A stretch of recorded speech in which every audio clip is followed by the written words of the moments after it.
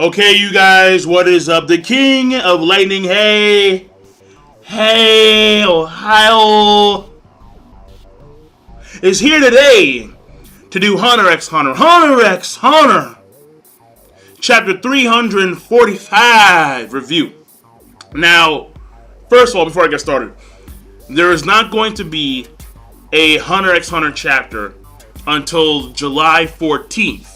So, since the chapter came out last week, well, scan-wise, because we all know that the scans come out earlier than the Weekly Shonen Jump magazine. So, the chapter is probably going to come out, I want to say next week, given when it'll come out via scans, or the week after next week.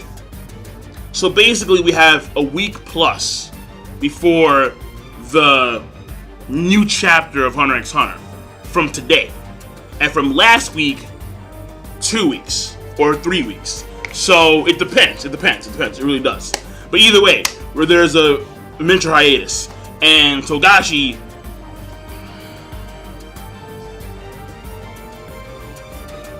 hiatus is now, this early.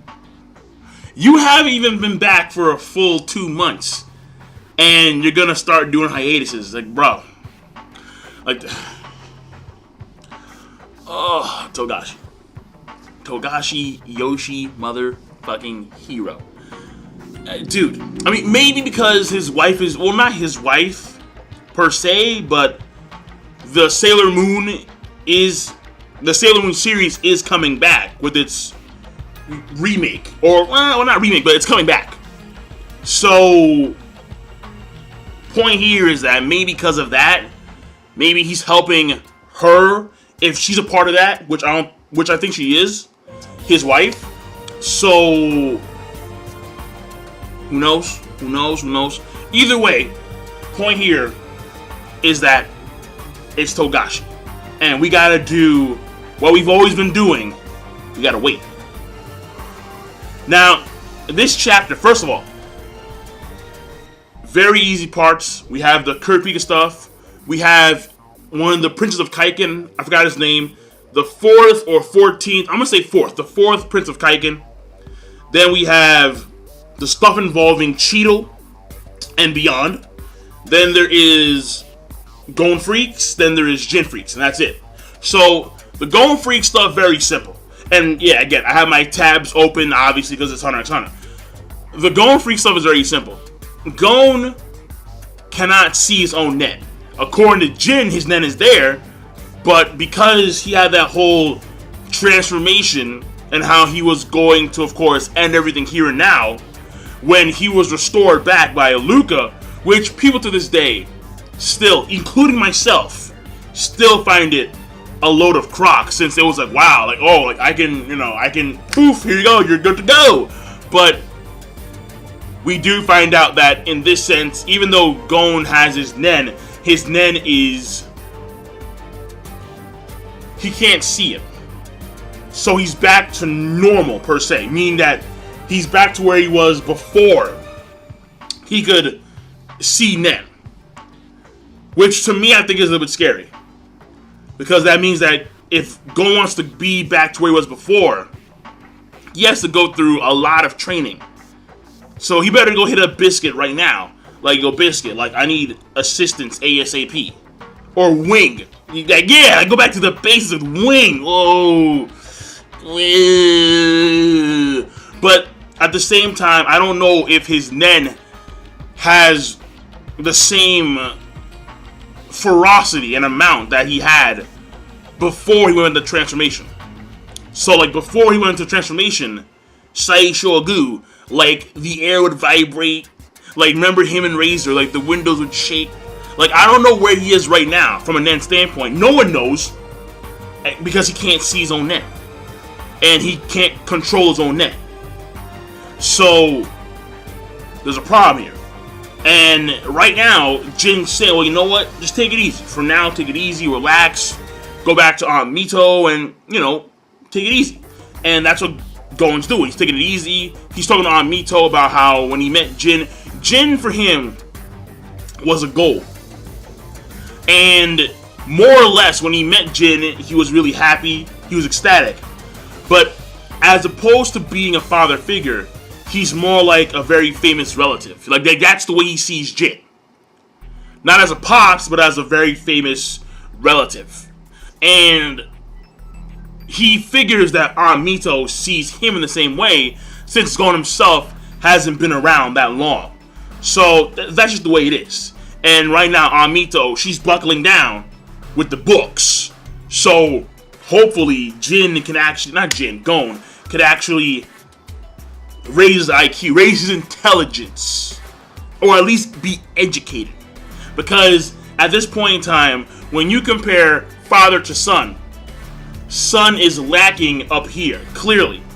In the brain department, it's not fully on board with the rest of the body. The body and the nen is surging with energy, but the brain is far behind. So just look at the way in this chapter Jin is able to perceive and analyze and deduce the situation at hand. And he's even comparable to Patterson. Patterson himself says, like, yo, this guy has the same thinking pattern as me, and it's making me pissed. Like, I really hate Jin. I really hate him. I have no idea what I'm going to do to him, but I really hate him. And how Jin is able to deduce that. So let me go to that part right there. Part 2, Jin Freaks. How Jin is able to deduce that these guys here, they're all specialists. Beyond Netero was gathering them all up for the sole purpose of this mission.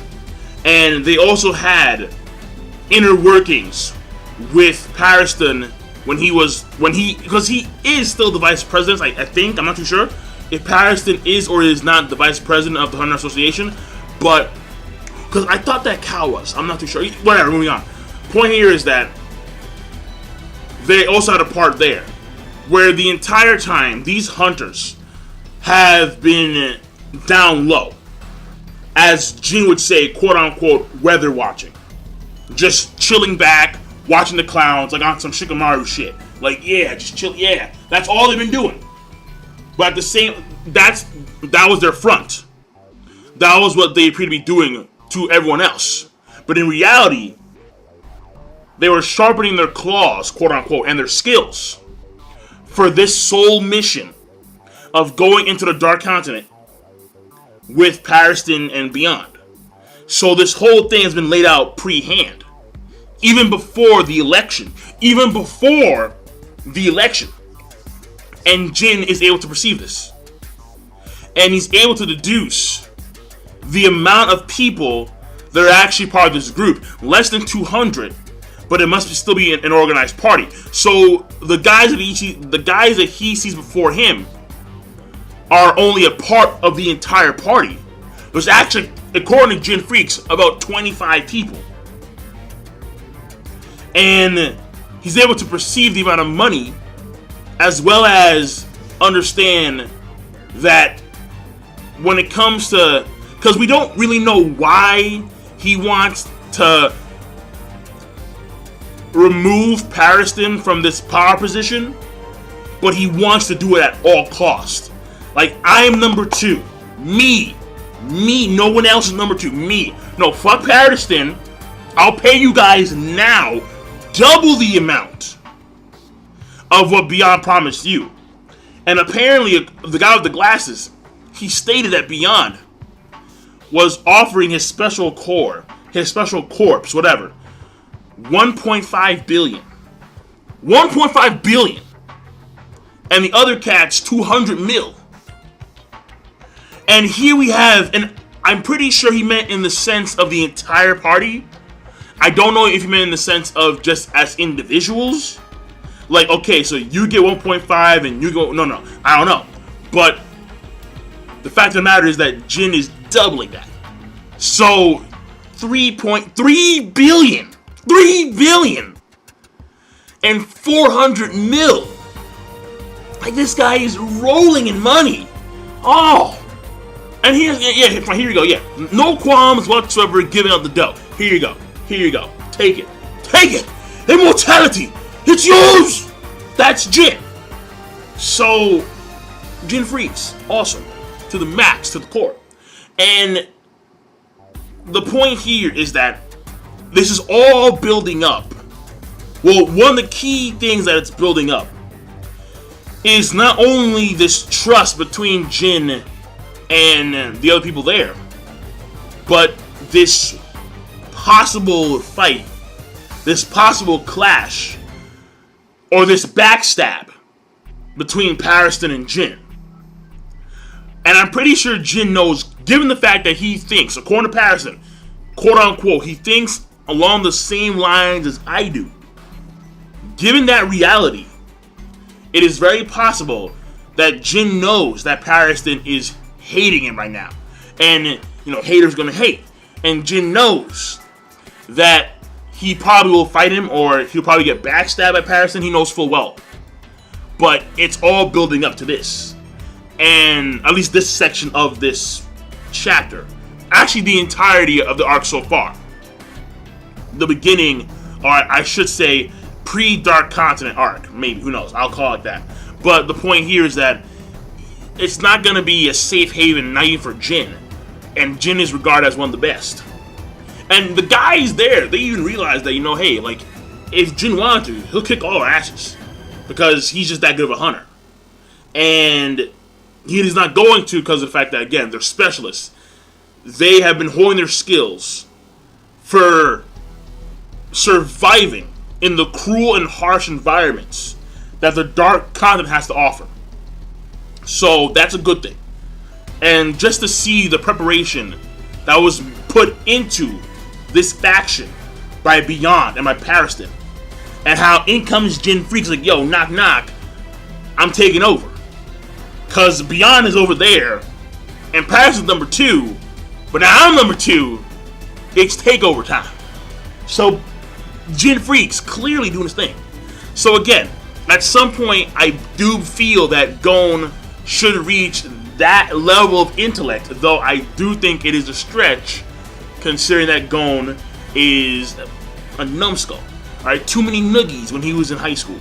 So, not even, I'm sorry, when he was in elementary school, when he was a damn baby. Alright, too many damn noogies, yeah! So, moving on. Next thing. This Prince dude.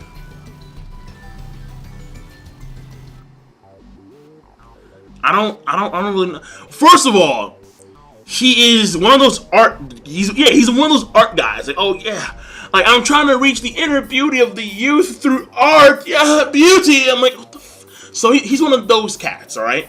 And you see this dude, he's naked, but there's something wrong with the lower half, and I don't mean what he's rocking. I mean like his legs and his thighs. They look like, I don't know, like they look almost like charred. Well, I'm going to assume that he was like soaked in blood. Therefore, he was like the shower was, it was washing with the blood. And so it made his legs look like a weird shading. But there's something going on, obviously. When it was mentioned before in the previous chapter that this guy has a shadow looming over him, now you can see this dude is fairly hardcore. And not hardcore, fucked up, and honestly, he's gonna be a hindrance for a lot of people when it comes to going to the Dark Continent and when it comes to the whole expedition. Because if this guy needs people to constantly die so he can do some kind of art project, then obviously the 20,000 or the 200,000 that go into the first expedition on that giant whale ship, you're gonna see the numbers dwindling and dwindling and dwindling because of this fucker. So take him out. Like, I don't just take him out. I understand that he's a Prince of Kakin, dude. Kurapika, cow, take him out. What the fuck? You can't let this dude just go around killing people. Now I understand that there's probably, again, he's a Prince of Kakin, and obviously that would lead to certain issues when trying to build the V6 if one of the princes was assassinated on the boat. However, this guy is an extreme liability, and given the fact that we have hunters there that are fairly well versed in combat, and Kurapika himself, I've seen him done I've seen him done. I have seen him done. There you go. Some Nimpo shit. It's like let's go. Like, put on the freaking. Like, let's do something so this guy can no longer live. Okay? Can we please do that? Because no. He's bringing young girls to his room. Let's have a drink. Next second, he's naked in the shower, covered in blood, and you see hair and blood going down the drain. It's like,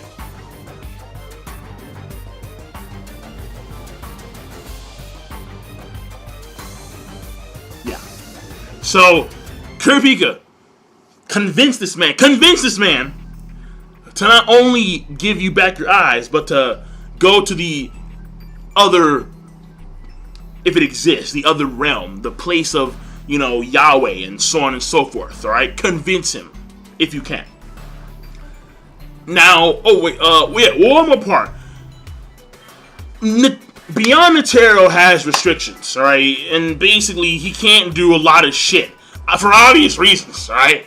The Hunter Association, the V5 in general, are not going to let this dude run amok in the Dark Continent. No, it's not happening. It's just not. It's not. But he will have a room of his own where he will be watched 24 hours. And he will also have some type of contraption where it will pinpoint his location at all times. And then he will have, again, there's a lot of restrictions, but for an obvious reason. Because if you don't restrict Beyond the Tarot, he somehow escapes, goes on his own, and then he brings back a calamity to where thousands of people die. Not thousands, I'm sorry, millions of people die. Yeah, we gotta shut him down. I mean, exploring and pioneering the Dark Continent is all fun and well, but if you bring back destruction and chaos, there's a problem. So we gotta, and again, this guy, Beyond, he was the one who went a new route, and he brung back, Zobe, for Christ. No. So yeah, shut it down. So overall, the chapter, a lot of info involving what's going to be done with Beyond the Tarot. When it comes to Pariston and Jin, if you would, the feud continues. And where that stands, at this point in time, I'm seeing Pariston in the future probably on some, I want to kill you type of shit. Like, I'm going to backstab you. I'm going to find some way to make you bleed and die. I'm gonna do something. I'm gonna leave you like in the middle of the Dark Continent, and then you're gonna be attacked by dozens of Bryons. So we'll see how that rolls out. But obviously, you can see that building and stir it. And at this point in time, Jin Freaks is just trying to build this coalition under his own name, as opposed to Beyond's name. I mean, in retrospect, he will still be number 2 compared to Beyond, because Beyond is the one who started it. But in this sense, Jin is hijacking. The operation at hand, and he's like, we're doing this on my terms, on my grounds. This is the way it is. Alright? Beyond is over there, but we're over here, and since I'm number 2, what I say goes. You got a problem with that? You got fist. You got a giant Jin fist. And Jin has confidence in his ability when it comes to combat, but so does Pariston.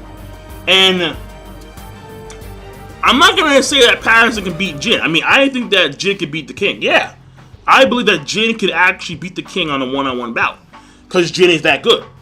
Jin is regarded to be that good. However, Pariston ain't no bitch. So we'll see how that rolls out. And again, the stuff involving the 4th Prince of Kakin. The main problem I have here is that when it comes to the operation at hand, see, I don't know how much he's changed, Kurapika. And he may just simply focus on the mission at hand. Now, granted, he did tell Cal, okay, fine. So there were a few guys that told me that no matter what, they would never give me the eyes. I convinced them otherwise. By what means? Don't know. Dark room and lots of torture, who knows? But the point here is that I don't know if Kurapika has faced someone this extreme. Where this guy, again, he's bringing girls to his room and then they're just like dying. And somehow he can like perceive their minds. So we don't know what's going on there. That may mean some type of mind reading ability, but who knows? The point here, or maybe like he's absorbing their essence and the bodies erode and decay. Maybe he's going inside of them, and again, who knows? But inside of them, as in the sense of he's somehow merged with their bodies. Like he's not, in and out. No, he's not. No. I mean, like he's actually like going inside their bodies, like taking over, whatever. Point here is that he has a Nen ability that obviously has some type of condition or needs some type of sustenance that is female whatever. And Kurapika may be in a very bad position. All right, he may be in a very bad position, given that he may not have experienced someone as sick and demented as this guy. So how that rolls out, we'll see. Now, granted, Kurapika's not a girl, but at the same time, this guy's Nen ability, or maybe it's his preference to target young girls. Maybe his powers are also they also affect people in general, not just young girls. Again, we'll see. And Gon hitting the books, I think, is a good thing, but more so when it comes to his Nen, that's a very big concern, obviously, since Gon has spent a lot of time training. Obviously, we've seen Gon train, we've seen the Biscuit training, we've seen the Wing training, and now it looks like that has all been flushed down the toilet, and it starts from scratch, unless the ferocity of the Nen will return once you can see Nen again. And when that'll be, who knows? So I'm done. King of Lightning. Overall chapter, I thought it was a great chapter of Hunter x Hunter. And I will see you guys later. Rate the video, comment, subscribe. Have a nice day.